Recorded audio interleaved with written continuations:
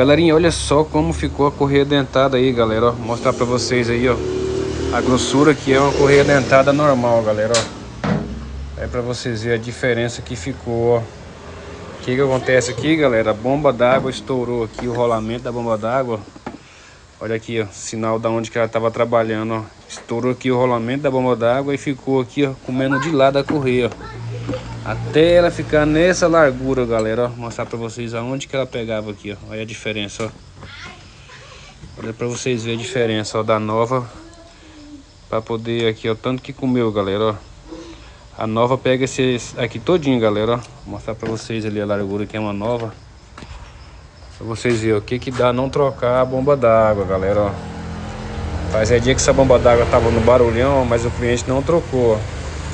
Escutou barulho aí no motor, galera, ó. Ou pode ser aí rolamento da correia dentada ou bomba d'água. Geralmente que vai embora essa paleta aqui, ó. Mas aqui o caso não foi a paleta que estourou, só foi o rolamento que estourou.